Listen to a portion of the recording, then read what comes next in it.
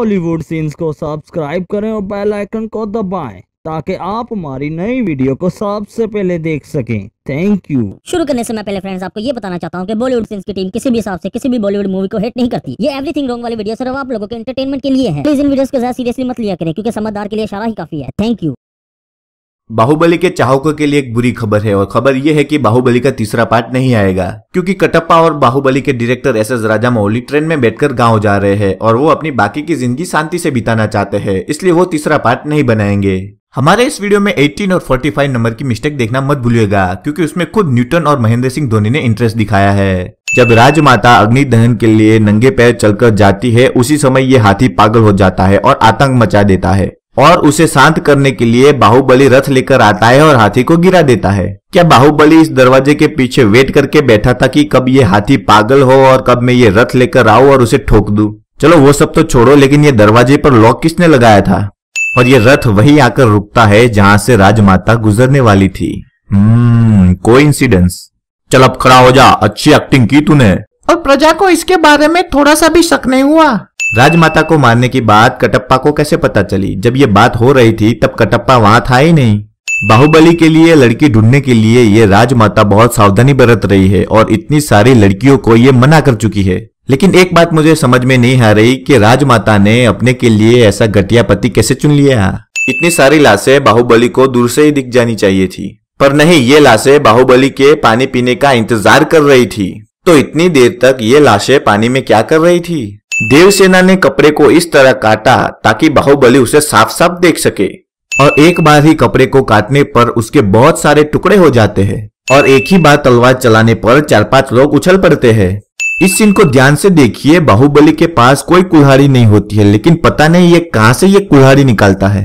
ये पीछे वाला बंदा कब का बाहुबली के पास आ चुका था, फिर भी वो बाहुबली को नहीं मारता। भाई तुझे मारने के लिए रखा है या गरबा खेलने के लिए?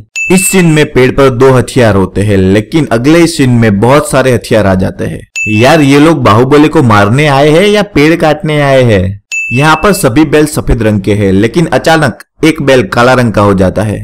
लगता है उसकी नजर बुरी थी। वो कहते हैं ना कि बुरी नजर वाले तेरा मुंह काला, इसलिए वो काला हो गया। जब कुमार वर्मा और देवसेना शिकार पर निकलते हैं तब कुमार वर्मा के पास 6 तीर होते हैं, लेकिन 7 सुअरों को मारने के बाद कुमार वर्मा के पास 2 तीर बच जाते हैं। ये कैसे हो गया? कृष्ण पूजा के दौरान देवसेना कृष्ण भगवान की मूर्ति पर एक हार पहनाती है, लेकिन वो हार थोड़ी देर बाद गायब हो जाता है। ऐसा कोई करता है क्या? एक राजा होने का डिसएडवांटेज ये है कि आपको ऐसी अजीबोगरीब पोजीशन में खड़ा रहना पड़ता है। अभी अभी तो इन लोगों को पता चला है कि बाहुबली को देवसेना से प्यार हो गया है, तो अगले ही दिन इन लोगों के पास देवसेना की इतनी बड़ी तस्वीर कैसे आ जाती है? ये बंदा राजमाता के कहने पर कुंतर राज्य में बल्लाल देव का रिश्ता लेकर आता है, लेकिन वो एक भी बार बल्लाल देव का नाम नहीं लेता ताकि कंफ्यूजन क्रिएट हो और कहानी आगे बढ़े। ये सीन को देखकर न्यूटन भाई ने भी बोल दिया, कुछ तो लिहाज रख लेते हमारे खोजे नियमों का। कटप्पा की तलवार इस बंदे को जरा से भी नहीं लगती है और ये बंदा मरने की एक्टिंग करने लगता है। अब इसको क्या कहे हम? ये तलवार हवा में क्यों रुक गई? क्या उसको इन तीनों के साथ नहीं जाना था? अरे अभी तो ये कुमार वर्मा ने ये घंटा बजाया था और इतनी ही देर में ये लड़कियों के बीच में कैसे आ गया? जरूर कुमार वर्मा के मन में लड्डू फूटे होंगे। बाहुबली रस्सी के सहारे अंदर आता है, लेकिन जब वो बाहर जाता है तब वो रस्सी गायब हो जाती है। अभी देखिए देवसेना के पास बहुत सारे बाण हैं, लेकिन 5-6 लोगों को मारने के बाद उसके पास सिर्फ 4-5 ही बाण बच जाते हैं और थोड़ी देर बाद देवसेना के पास बहुत सारे बाण वापस आ जाते हैं। ये कैसे हो रहा है मुझे तो समझ में नहीं आ रहा।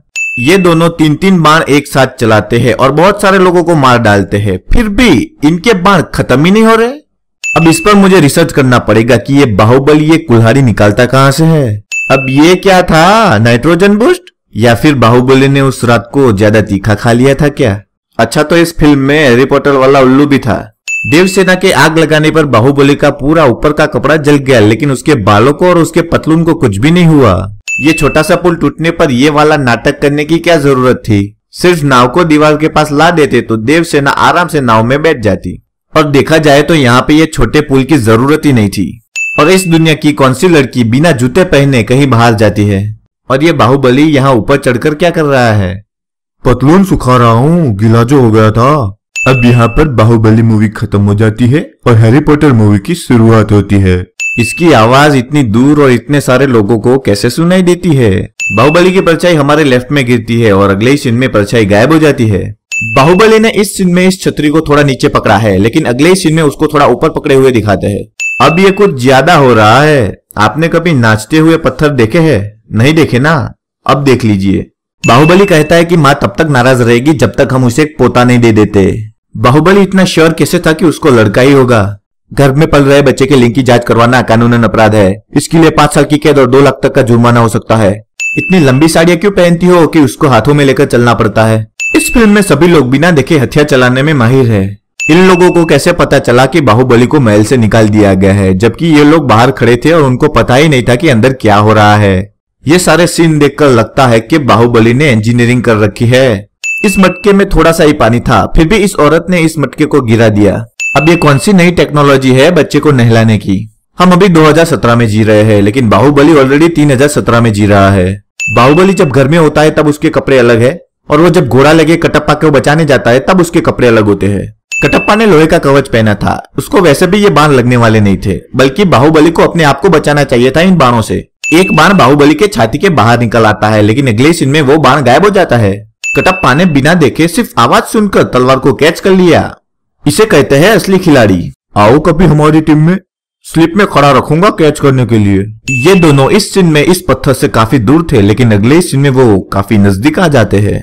इतने सारे बाण लगने पर भी बाहुबली को कुछ नहीं हुआ, लेकिन कटप्पा की एक तलवार से वो मर गया। अरे ऐसे बैठे बैठे और ऐसी स्टाइल में कोई मरता है क्या? ये बल्लाल देव मरे हुए बाहुबली को मार रहा है और उससे बातें भी कर रहा है। लगता है उसका दिमाग ठिकाने नहीं है।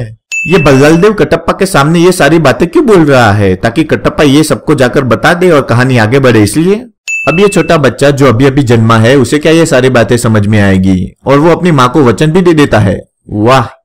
बल्लाल देव को धनुष और बाण देने वाले ये सिपाही अगले सीन में कहाँ गायब हो जाते हैं? शिवा के पास ये कपड़े कहाँ से आए? क्योंकि अभी थोड़ी देर पहले तो उसको सारी बात पता चली है।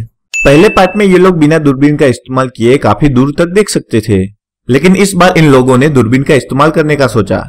बल्लाल देव के बेटे के माथे के बीचों बीच बाण लगता है, लेकिन यहाँ तो उसका कोई भी निशान नहीं दिख रहा। अभी थोड़ी देर पहले तो युद्ध करने का तय हुआ था, और इतने ही देर में ये सारी तैयारियां कैसे हो गई? ये बंदा अपने बाजू वाले बंदे को क्यों मार रहा है? अरे भाई, सामने दुश्मनों को मारना है, इससे कुछ भी उठवा लो। अगर इससे बोला जाए कि तुझे हिमालय पर्वत को उठाना है तो ये उसको भी उठा लेगा। क्या बल्लाल देव को पीछे का सब कुछ दिखाई देता है? लगता है बल्लाल देव के पीछे भी 2 आंखें हैं। अब तो ये पक्का हो गया है कि बल्लाल देव को पीछे का सब कुछ दिखाई देता है। अब तक ये पूरी मूवी में हिंदी में बकवास कर रहा था, लेकिन अब ये संस्कृत में क्यों बक रहा है? बाहुबली को एक भी बाण लगने वाला नहीं है, फिर भी ये लोग उसको खामखा क्यों प्रोटेक्शन दे रहे हैं? ये शायद मेडिटेशन कर रहा है, उसे करने दो, डिस्टर्ब मत करो। अब ये बहुत ज्यादा हो रहा है। अब ये कटप्पा तो महल में ही रहता था, तो उसको पता होना चाहिए कि ये ब्रिज कहाँ से खुलता है। अवंतिका को इस पार्ट में सिर्फ चिल्लाने के लिए रखा था। इतनी बड़ी चेन इसके ये छोटे से हैंडल में कैसे समा जाती है? अगर देवसेना को रोकना ही था तो इस पुल को तोड़ देते, उसे जलाने की क्या जरूरत थी? अब इत्तेफाक तो देखिए, बल्लाल देव का सर उसी जगह आके रुकता है जहां से देवसेना गुजरने वाली थी। अब ये लोग भी देखिए, अब ये सिर को पहले ऊपर चढ़ाया, फिर उसे नीचे गिराते हैं। जब वो सिर नीचे था तभी उसको पानी में डाल दिया होता तो क्या प्रॉब्लम होता? और भाई लोग, वीडियो अच्छा लगा तो इसको लाइक, कमेंट और शेयर कर दो, और ऐसे ही वीडियोस हर वीक देखने के लिए बॉलीवुड सीन्स को सब्सक्राइब कर दो।